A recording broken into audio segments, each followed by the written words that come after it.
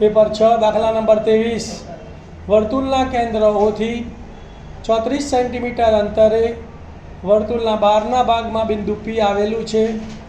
P માંથી પસાર થતી રેખા વર્તુળને Q બિંદુએ સ્પર્શે છે.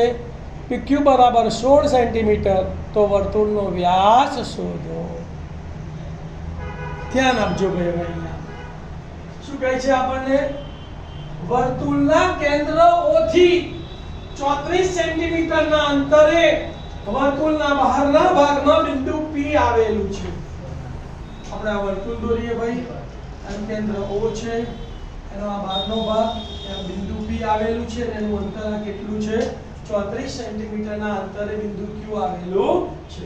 બીજી શરત, P માંથી પસાર થતી રેખા વર્તુળને Q બિંદુએ સ્પર્શે છે.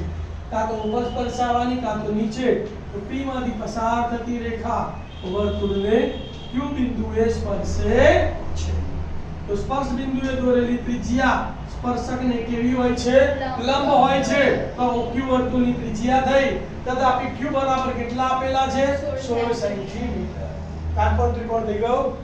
આપણી પાસે ત્રિકોટી છે 8:15:17 એના ડબલ કરી દઈએ તો 8 ના ડબલ 16, 15 ના ડબલ 30, 17 ના ડબલ 16:30:34. તો 16:30:34 તો ત્રિજ્યા કેટલી આવશે?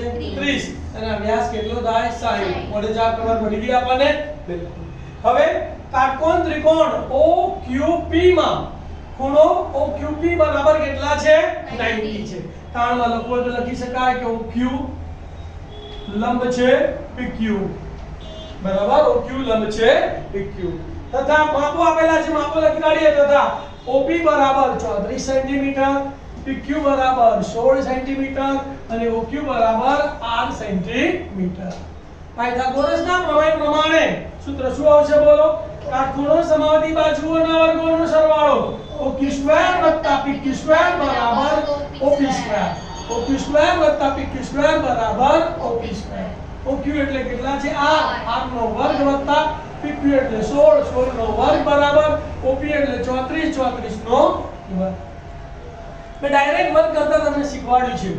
તો આ r નો વર્ગ ને m નો m વત્તા ના વત્તા 16 નો વર્ગ 6 નો વર્ગ 36 36 નો છગડો વધી પડી 3 ત્રણેય નો ગુણાકાર 1 છક્કા 6 6 દુ 12 12 ને 3 15 નો પાંચડો વધી પડી 1. હવે દશક નો વર્ગ 1 નો વર્ગ 1 ને 1 2 તો 256 બરાબર 34 નો વર્ગ 4 નો વર્ગ 16 16 નો છગડો વધી પડી 1 ત્રણેય નો ગુણાકાર 3 ચોક 12 12 દુ 24 ને 25 25 નો પાંચડો વધી પડી 2. હવે દશક નો વર્ગ 3 નો વર્ગ 9 9 ને 2 11 તો 1156. કોને સૂત્ર કરતા બનાવવાનો? r² ને વત્તા 256 સામે જાય તો માઈનસ. તો r² બરાબર 1156 માઈનસ 256. વર્ગ દૂર કરું તો સામે નાનું વર્ગમૂળ 6 માંથી 6 ગયા તો 0, 5 માંથી 5 ગયા તો 0, 11 માંથી 2 ગયા તો 9. તો માટે r બરાબર વર્ગમૂળમાં 900 એટલે 30 નો વર્ગ. તો માટે r બરાબર 30 સેન્ટીમીટર. આપણે વ્યાસ શોધવાનો છે.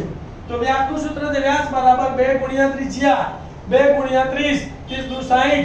તો જવાબ લખી કાઢવાનો. વર્તુળનો વ્યાસ 60 સેન્ટીમીટર છે.